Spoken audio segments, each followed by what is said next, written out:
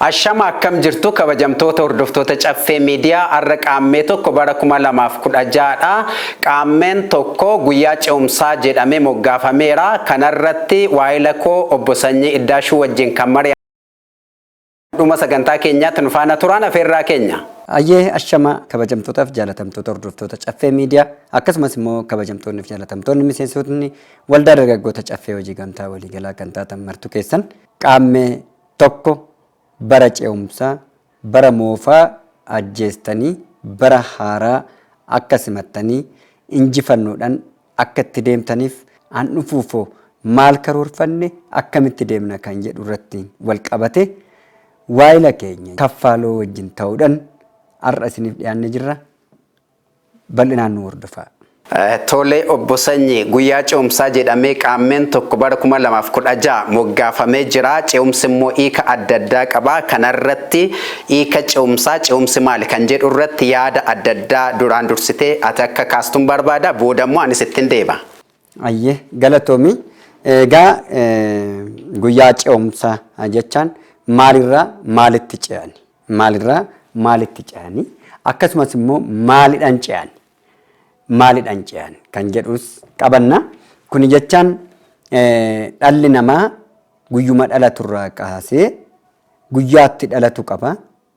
Guyyaa itti gaddu qaba. Guyyaa itti gammadu qaba. Guyyaa itti waan hedduu hojjetu bu'aa ba'aatii baay'ee qaba. Hoggaan tokko jechaan ji'a 12 of keessaa qaba. Ji'a 12 jechaan immoo guyyaa 365 of keessaa qaba.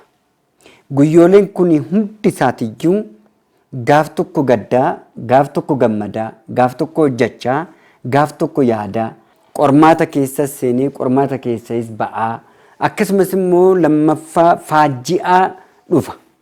Tokko tokko immoo qormaata humaa utuu hin agarre barri tokko guuteefiit darba, barri tokko immoo tokkoof hir'atee darba. Barri hunduu nama tokkoof guutuun ta'u. Kanaaf handarbee hoo galateeffatte kan dhufu irratti immoo waan dhabdee dabarte san argatta. Kanaafuu ce'umsa jechaan kaa dhabaatii wanni dhabde, dhamaatii wanni dhamaate, dhamaatee wanni dhabde sun bara ceetii bara haaraa kana keessatti immoo akka argattuuf bara moofarraa bara haaratti ce'u guyyaa ce'umsaa jedhamee guyyaan kun kan moggaafameef kana jechaadha. Dhugaadha. Obbo Sanyii ji'oota gannaa irraa namoonni gara ji'oota birraattidha. Ji'a kan isaan ce'an ce'umsa jechuun kanarraa yoo eegalle ce'umsa jechuun kallattiidhaan yeroo hiiknu immoo waan tokkorra gara waan biraatti ce'u jechuudha. Yookaan immoo haala tokkorra akkuma isin jettanii gara haala biraatti ce'u jechuu akka ta'e hundi keenya iyyuu ni beekna. Haala laallee yookaan immoo haala yeroo yommuu laallu yeroo roobaarraa gara yeroo haala mijataatti fakkeenyaaf yeroo dhoqqeerraa gara yeroo lafa mijataa fi haala mijataatti anceenu ta'a. Karaa biraa immoo yeroo abdii kutannaa gannaan wal qabatee, lolaan wal qabatee, dololloon wal qabatee, dhoqqeen wal qabatee, haala mijanne wal qabatee yeroo sanarraa gara adaan daraaree wantoonni mul'atan, wantoonni biqilan, wantoonni guddatan yeroo itti mul'atanitti ce'uun mataansaa ce'umsa tokko jennee fudhannaa jechuudha. Karaa biraa immoo dhiphinaa fi muddama ganna keessa qonnaan bulaan hin dhiphata, hin muddamaa, hin qotaa, hin ciraa, hin haramaa. Achi keessa roobni jira, dhoqqeen jira, haalli mijanne adda addaa jira. Yeroo sanatti maaltu maal ta'a? Haalli mijataan hin jiru jechuudha. Gara birraatti ganna kanarra gara birraatti yeroo ce'aa deemu immoo abdiin isaa dabala. Waan hojjetaa ture, waan haramaa ture, waan ciraa ture, waan qotaa ture sana yeroo itti sassaabbatu waan ta'eef gara kamitti ce'e? Gaddarraa gara gammachuutti, abdii kutannaarraa gara abdiitti yeroo itti ce'udha jechuudha. Ce'umsa jechuun barataan maalirraa maalitti ce'asa jedhu dubbadheen gara keessanitti dabarsa. Barataaf barsiisaan immoo yeroo boqonnaa isaanii irra turan ganna kana. Ganna yeroo boqonnaa isaanii irra turanii, yeroo boqonnaatti fudhatan irra turanii, booda immoo garamitti deemu jechuudha. Gara kamitti ce'u? Gara barachuu barsiisuu isaaniitti ce'u jechuudha. Gara hojii isaaniitti yeroo isaan itti seenanidha jechuudha. Mootummaafoo maali yeroon ce'umsaa maali kan jedhu? dubbachuun barbaada. Yeroon ce'umsaa mootummaadhaaf immoo yeroo haalota hin mijanne akka biyyaatti rakkina ta'an akka biyyaatti dhiibbaa ta'an isa muddaa turanirra of sirreesse haalota wantoota tokko sirreesse mijeeffate uummata isaaf haala mijataa gara fuulduraatti yeroo karooratti baafatudha waan ta'eef mootummaadhaafis ce'umsaa jechuudha. Karaa biraa immoo nageenya ilaalchisee ce'umsi maali kan jedhu yeroo tokko wal dhabdeen tokko jira akka biyya keessaatti qaamonni siyaasa geggeessan qaamonni garaagaraa siyaasa ilaalchisee mormii ilaalchisee dhiibbaa adda addaa bakkoota adda addaatti akkuma beeknu dhiibbaan adda addaa ta'aa jira. Daddarbannaan adda addaa miidhamuun namootaa bakka tokkotti hin jira. Kunis gara fuulduraatti bara 2017 fuula keenya dura jiru kanatti immoo wantoonni akkasii kun sirratanii qajeelanii gara nageenyaatti gara araaraatti gara tokkummaatti ce'anii tokkummaa biyyaa fi jaalala biyyaa karaa sirrii ta'een haalatti deemsisan kan dhufu ta'a jennee abdanna. Isin immoo waan itti dabaltan itti dabala. Galatoomi akkuma aadaa Oromootitti yookaan akkuma sirna gadaa Oromoo keessattiyyuu roobee gabbise darbe yaa Waaq galata yaa Rabbi jedheeti gaafata kan jedhamu guyyaa gaafata jedhamutu jira. Gaafata jechaan jiini agayyi 12 kun guyyaa yeroo dhumu qonna isaa waliin ga'atee dhumee fixatee gaafata jedhama. Inni kun roobee yaa gabbisa Waaq jedhama. Roobee gabbisi Waaq roobee gabbise Waaq irra darbe jechaadha. Amma maal barbaada minaan tanaan booda jiru rooba gurguddaan barbaadu. Gabbisa Waaq jechaan sanyii mana keessaanaaf gabbise waliin naa ga'ee jira. Kanaafu bacacii gannaa keessaa booqa birraatti na dabarsite kan jedhamu masqala irratti. Amma kun qaammeedha tokkoof kan deemamu bacacii gannaa keessaa gara booqaa birraatti Waaqa nu dabarsite galatoomi galanni siif haa ga'u jedhama. Akkuma beektu gubaan guba turree hiika qaba. Gubaan bara haaraatti ce'umsaaf dukkana keessaa baanee jirra jechuudhaaf qaammee 5 an ibsamuudha.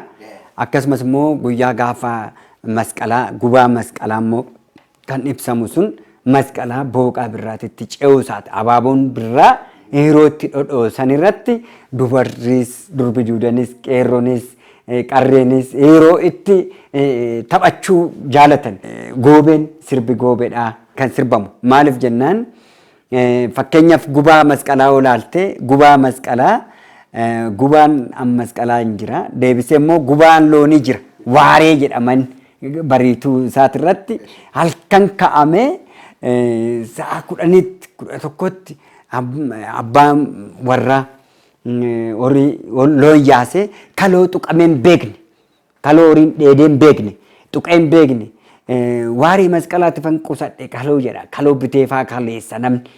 Kanaaf yeroo sana isaaniifis loonwwaniifis gammachuudha jechuudha. Qonnaa yeroo ara galfiite jechuudha.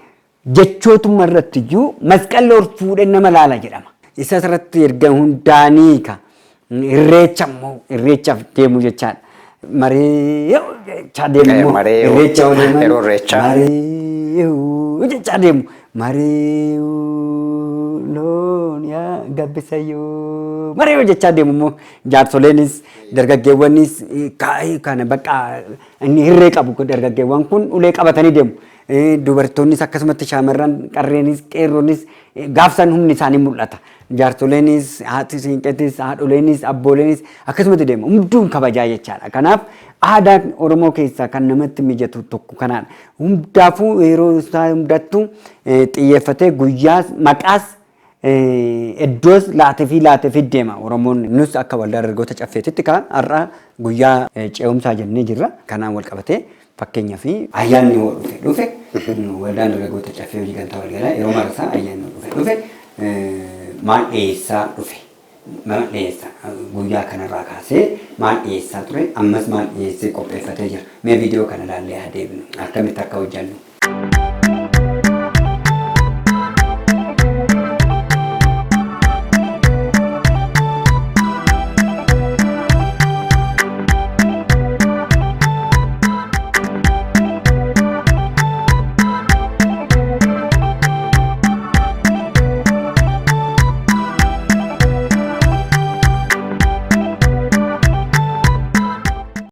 kana fakkaata yeroo ayyaana yeroo marasaa ayyaana eegne bifa kanaatiin baranas immoo bifa gaariidhaan egaa kuni viidiyoon amma ilaaltu kun waggaa sadeen darbe kana guutuu isaa walirra dabarsaa turre akkasumas immoo goobeerree immoo bifuma kanaatiin kan itti aanu irratti bara tokkoffaa keenya bara gaddaa sirbisiisne baran ammoo bifa adda ta'eetiin qopheessaa jirra. Aadaan kun cimuu qaba jedhamee waan itti amanamee jiruuf haala kanaatiin itti deemna. Yeroo marasaa baazaariin qophiin ayyaanaa iddoo adda addaati irratti caffeen akkuma beekamu of danda'eetu waldaa dargaggoota caffee hojii gamtaa waliigalaa of danda'ee dhaabbata yeroo marasaa gabaa baazaarii dhaabbata bakkuma jirutti ifateeti kan itti socho'u kanaatiin ambaranaa kana garuu bifa addaatiin qopheessina barri kuni baay'ee eeggachaa turreedha waan ta'eef amma dhaqee too irreechi darbutti qophii addaa qopheeffannaa jechaadha. Miidiyaan keenyas ammayyaa jira haala gaariidhaani. Duraan waan tokkoof tokko irratti qofa shunkurtii maalii wanti xiqqoodhuma irratti qofa irratti xiyyeeffannaayyuu yeroo ammaa kana garuu dhimma biyyaas nu laallata jennee dhimma biyyaas dhimma mootummaas dhimma sirnaas dhimma hawaasummaas akkasumas rakkoo hundaa irratti iyyuu kara tiktookiitiinis kara miidiyaa hundaanuu tooppikii diriirsee mari'isuu irratti waan hunda irratti hojjechuu irratti sirriitti deemaa jirra. Kanaaf immoo baay'ee miseensonnis alaa kan nu deeggaranis isinumtis immoo jabaattanii cimtanii itti deemuu qabdu.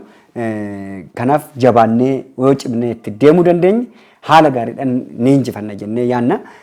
Wanni oduu simbirtuu tokko maaltu na gammachiise waan hunda keessaa dhimma waldaa dargaggoota caffee qofa hin taane irreechi irree keenya jenna. Irreechi irree keenya addunyaa irratti ta'utti jira.